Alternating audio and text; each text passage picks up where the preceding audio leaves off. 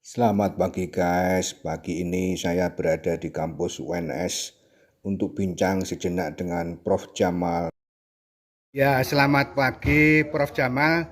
Pagi ini kepengen bincang-bincang sejenak dengan Prof. Jamal.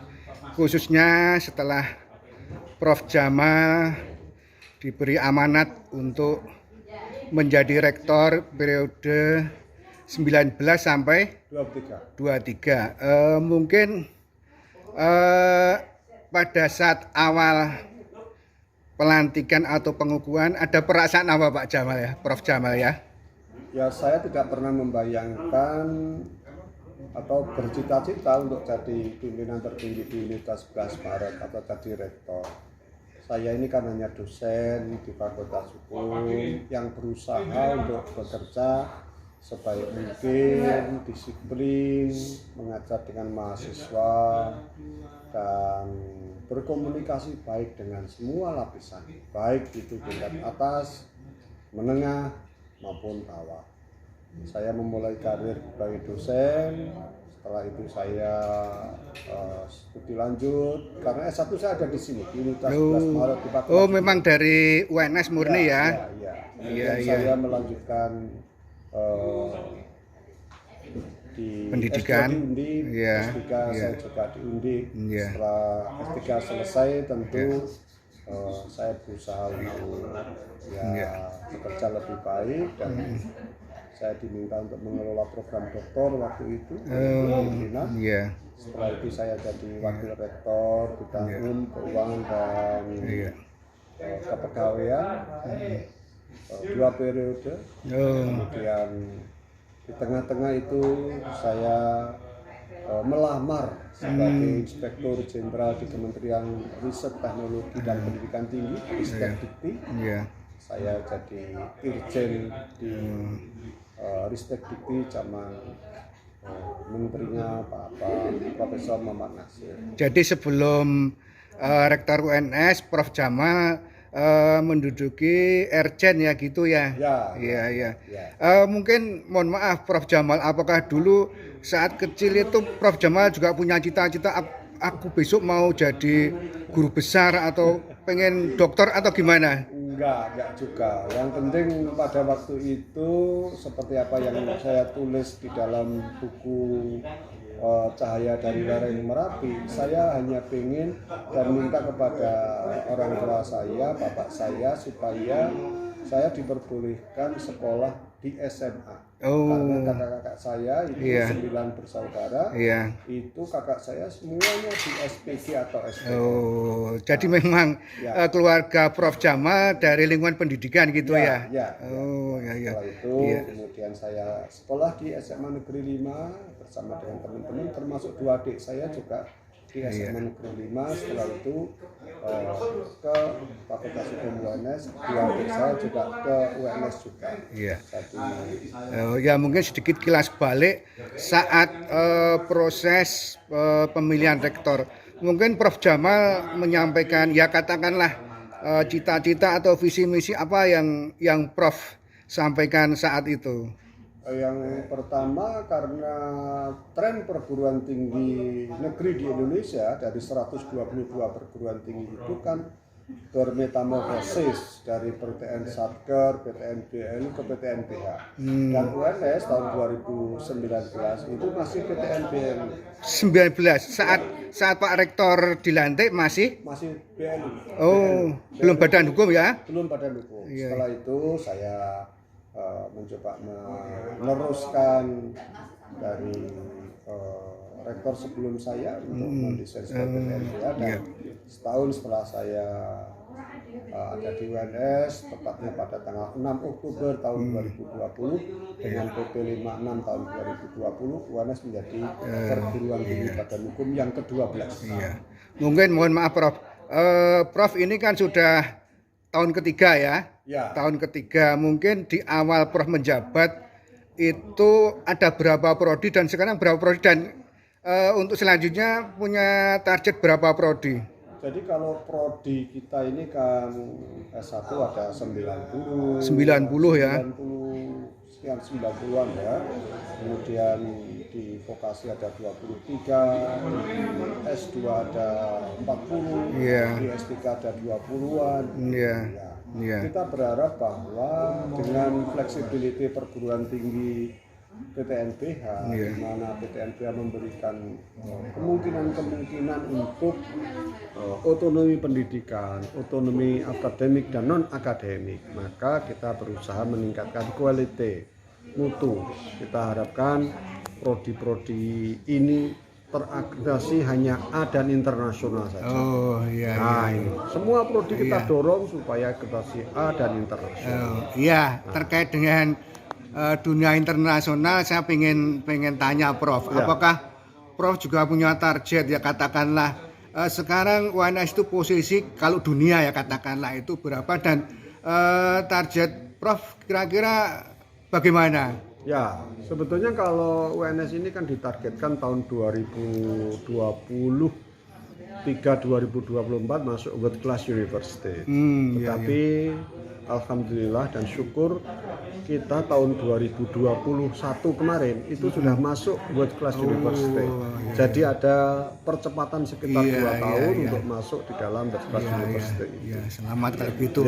Terkait dengan sumber daya manusia di sini, katakanlah sudah punya grade yang tinggi, mungkin bisa menyampaikan SDM yang ada di lembaga Prof.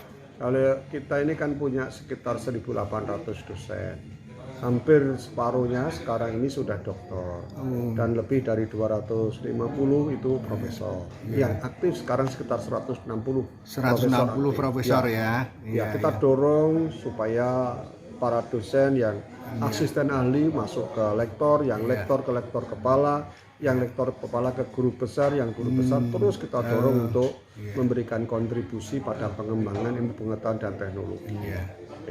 Untuk saat ini jumlah mahasiswa di UNS ada berapa, Prof? Sekitar 40.000 mahasiswa. 40.000 mahasiswa S1, S2, S3 begitu ya. Ya, dari tadi sekitar 90 prodi ya yang ada ya. Mungkin lebih dari 90 prodi. Lebih 90 prodi ya. Katakanlah ada yang favorit atau ada yang sepi peminat? Oh ya, kalau favorit ya tetap misalnya saja di sini ini kedokteran, farmasi, psikologi, informatika itu semua favorit. Dan tidak ada prodi yang sepi peminat. Oh gitu tidak ya. Semuanya. Jadi peluangnya memang berat semua ya persaingannya ya.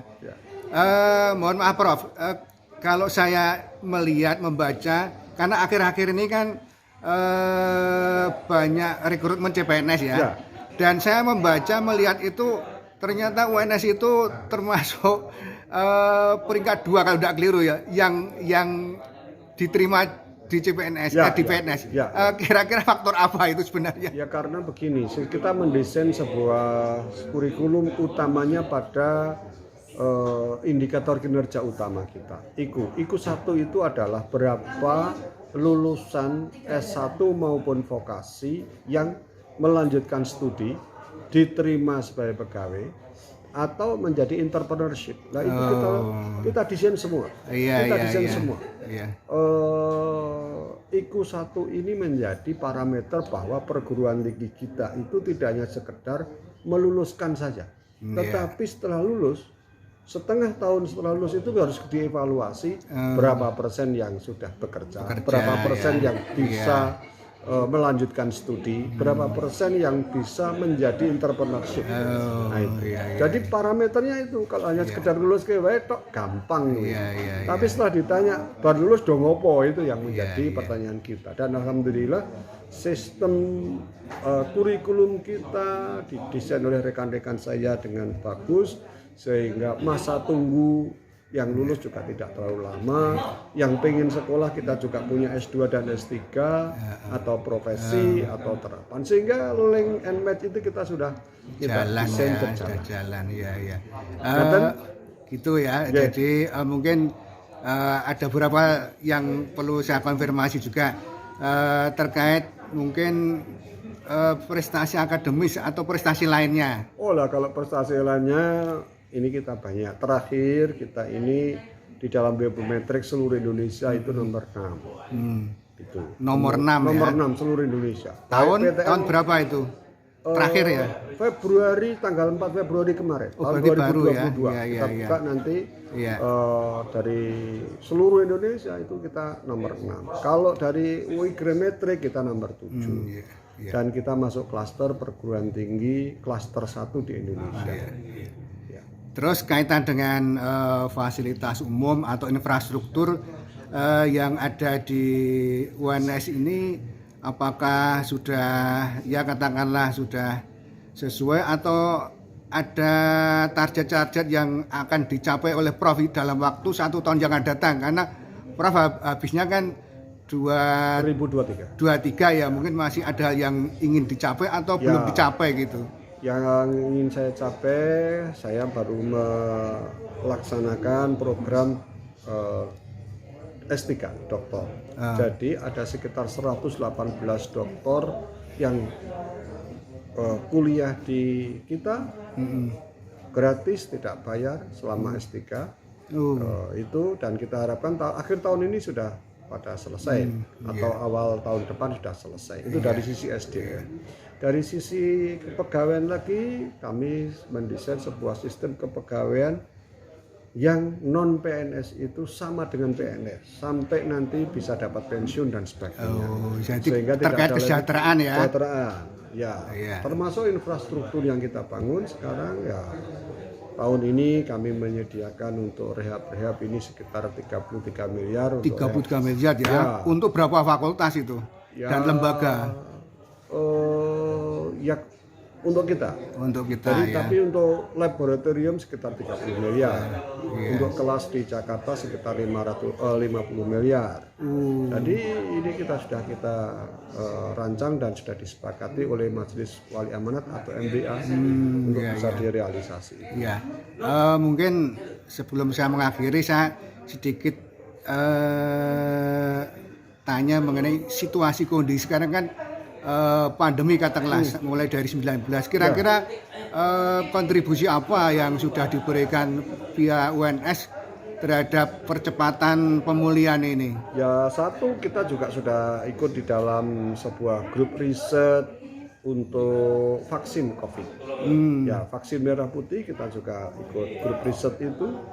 Termasuk di dalamnya kita punya rumah sakit Universitas 11 Maret, salah satu rumah sakit rujukan lab untuk menentukan apakah kena COVID atau tidak. Nah, itu. Dan banyak riset-riset kita juga dengan publikasi internasional memberikan kontribusi pencegahan penanganan dari COVID itu. Demikian, ya. Satu lagi, Prof. Karena bulan depan kan 11 Maret. Ya. Itu kan Dies UNS.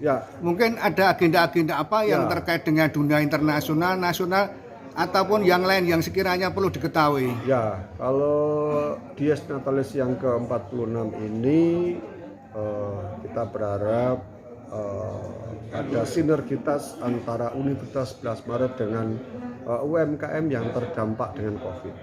Sehingga kami berharap nanti ada pameran dari Tower Ki Hajar Dewantoro masuk ke UNS dan keluar. Di belakang itu ada STP, Solo Technopark. Di situ nanti Solo Technopark.